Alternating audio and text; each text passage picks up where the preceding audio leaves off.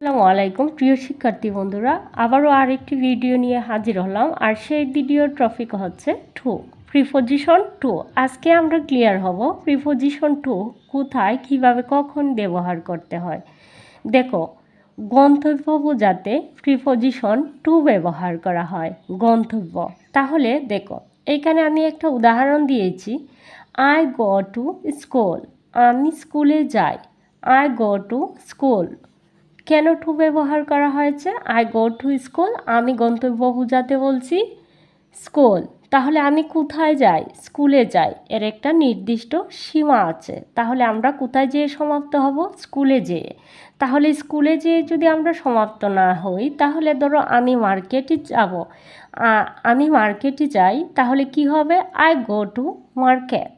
আমি মার্কেটে যাই, আই গো টু মার্কেট। তাহলে তুমি অন্য কোথাও যাও, তাহলে তোমাকে টু ব্যবহার করতে হবে যদি এই গন্তব্যের সীমানা থাকে।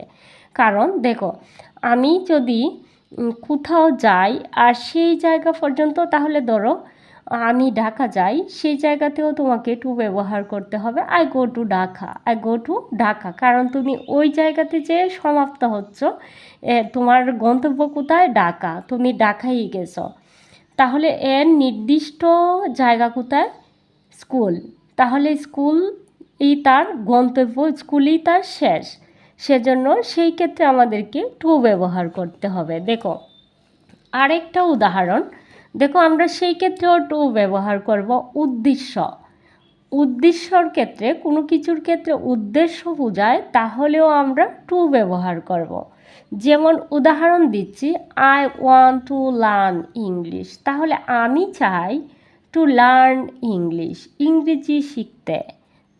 ওইখানে ব্যবহার করা হয়েছে, সেই ক্ষেত্রেও টু ব্যবহার করতে পারো। কিন্তু উদ্দেশ্য যেহেতু, এই রুলের মোট টপিক হচ্ছে উদ্দেশ্য, তাহলে আমি তোমাদেরকে বলতে চাই, দেখো এইখানে বলছি I want to learn English. তাহলে আমি ইংরেজি শিখতে চাই। কেন? উদ্দেশ্যটা কি? ইংরেজিতে কথা বলার জন্য। তাহলে উদ্দেশ্য হচ্ছে ইংরেজিতে কথা বলার জন্য। তাহলে যদি তুমি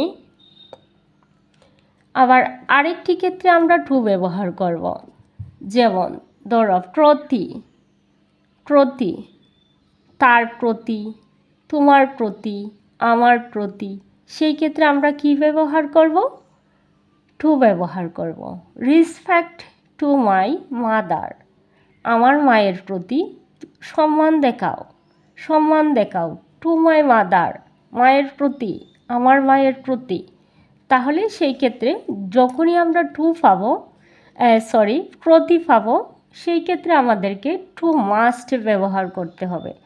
আর আমরা যদি প্রিপোজিশন সম্পর্কে অজ্ঞ হই, তাহলে আমাদের ইংরেজিতে আসলে সারা জীবনের জন্যই অজ্ঞ থেকে যেতে হবে।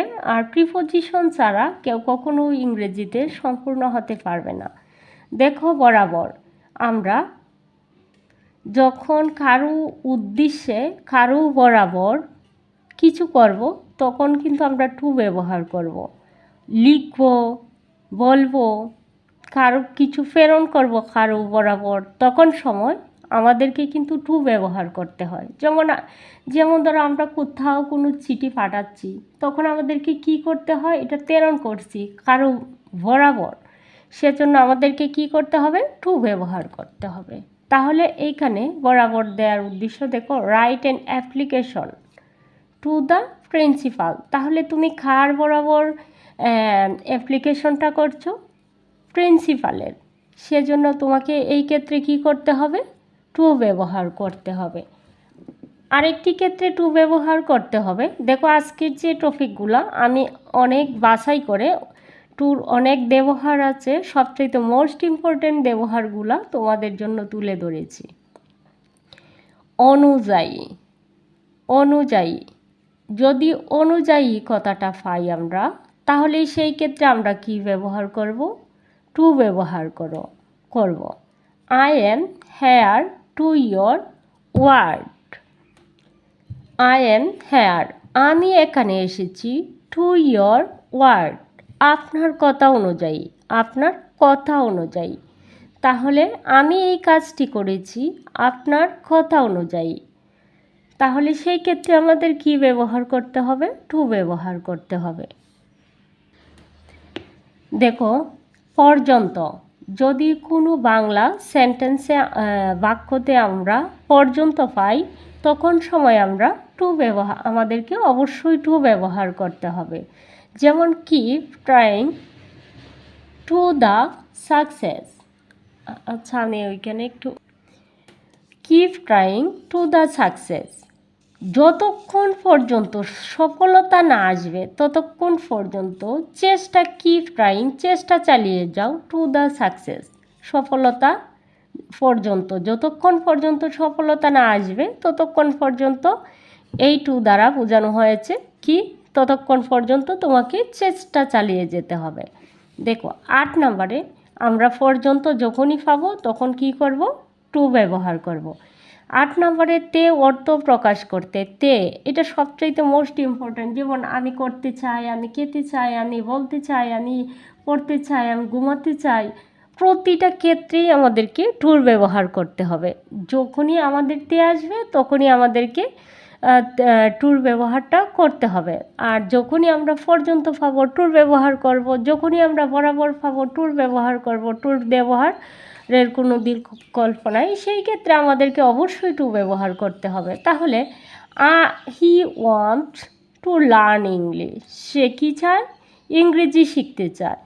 তে, সে ইংরেজি, লার্ন ইংলিশ, সে ইংরেজি শিখতে চায়, ইংরেজি শিখতে চায়, সেক্ষেত্রে আমরা হি ওয়ান্ট, সে চায় শিখতে, লার্ন শিখতে, শিখতে পাশে তে আছে, সেজন্য ওই টুটা ব্যবহার করা হচ্ছে, learn English.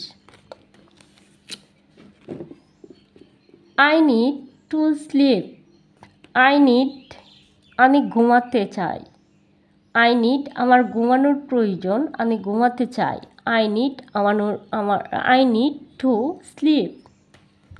I have to go now, আমি এখন যেতে চাই, I have to go now, আমি এখন যেতে চাই। প্রতিটা ক্ষেত্রে কি আসছে? তে আসছে, সেক্ষেত্রে আমরা কি ব্যবহার করব? টু ব্যবহার করব। আমি আশা করি তোমরা টুর ব্যবহার সম্পর্কে একদম ক্লিয়ার। সকলে ভালো থাকো, সুস্থ থাকো, সবার মঙ্গল কামনা করে এখানে বিদায় নিচ্ছে। আল্লাহ হাফেজ।